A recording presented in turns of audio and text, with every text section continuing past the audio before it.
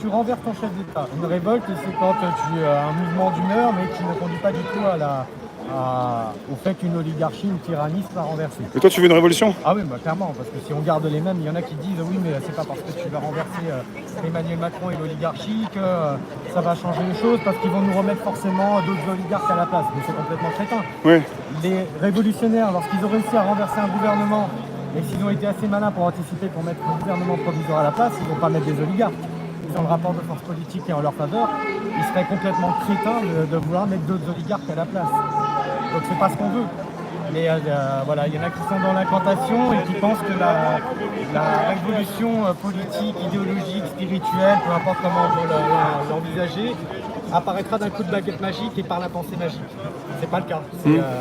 Ceux qui nous pourrissent, le système n'est pas pourri parce qu'il est mal conçu. C'est simplement parce qu'il y a des êtres humains derrière qui sont malveillants. C'est comme ça. Et toi, Sylvain, depuis 2015, pour terminer, je vais te laisser, tu as vu une évolution, je veux dire, des consciences, de plus en plus de personnes qui te retrouvent, qui comprennent ce qui se passe? Oui, par Internet, de toute façon, en fait, moi, ça fait 10 ans que j'y suis en réalité. D'accord. Donc, depuis 10 ans, on voit bien que déjà, non seulement l'oligarchie est tellement malveillante et incompétente qu'elle alimente la crise sociale, parce que chaque année, il y a de plus en plus de pauvres, de plus en plus de gens au chômage, ce qui fait que ça fait plus de gens qui sont énervés et qui cherchent à comprendre pourquoi ils sont malheureux. Oui.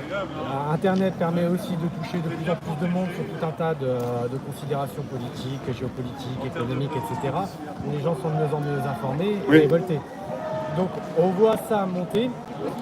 Après, je ne pense pas que c'est compliqué parce que les Gilets jaunes, par exemple, c'est une révolution, c'est une insurrection populaire. Oui. C'était pas forcément des gens qui étaient très lucides politiquement qui sont révoltés. Ça sortait des campagnes, des gens qui en avaient marre d'être éreintés et d'avoir du mal à payer leurs factures. Oui. Donc c'est ça qui les a fait sortir dans la rue. Mais par contre, ça a permis pour le coup à ce que ces gens-là, pour beaucoup d'entre eux, du coup, c'est du crapinement sur le plan politique. Rapidement, tu peux expliquer? Le simple fait que au départ, les gens sortaient dans la rue avec les considérations fiscales en disant bon voilà, on paye trop cher le pétrole, vous allez encore nous mettre une pilule, ça suffit.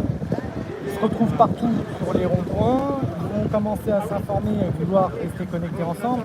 Et forcément, il y a tout un tas de dissidents politiques dont je faisais partie évidemment, mais comme des tas d'autres, c'est logique. On était dedans, ça paraissait étonnant, non pas pour troller le mouvement, mais parce que nous-mêmes on est inscrits dans cette. Toi, tu appartiens à un parti politique, t'es syndiqué? Non, alors moi je suis adhérent à un parti politique, mais sans le soutenir activement, parce que pour moi c'est pas une histoire partisane. Oui. Et pour moi mon principe, c'est d'abord on retrouve notre souveraineté nationale, parce que si on n'a pas l'autodétermination des peuples qui est rétablie en Europe, on ne va pas s'en sortir. Nous on a besoin de rétablir cette souveraineté. On met le RIC à minimum révocatoire et législatif pour avoir le garde-fou de contrôle. C'est-à-dire que même si on tombe à nouveau sur des oligarques qui nous trahissent, le fait qu'on puisse les révoquer par référendum, c'est déjà en fait un énorme garde-fou démocratique.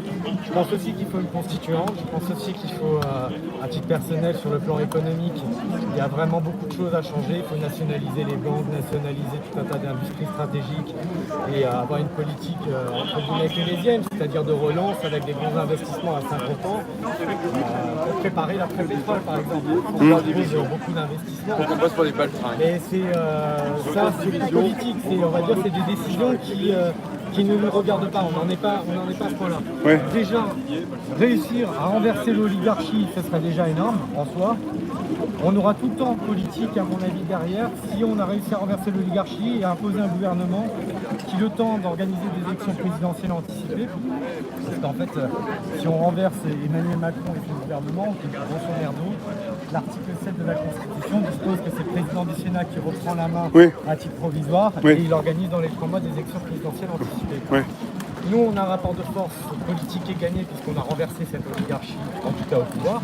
On peut imposer un gouvernement provisoire avec des gens qui sont bienveillants, visionnaires, qui n'ont jamais cherché à avoir du pouvoir, mais qui ont des fait de la pédagogie populaire en fait sur leurs thématiques propres, que ce soit sur des questions de santé, d'économie ou de ce qu'on veut.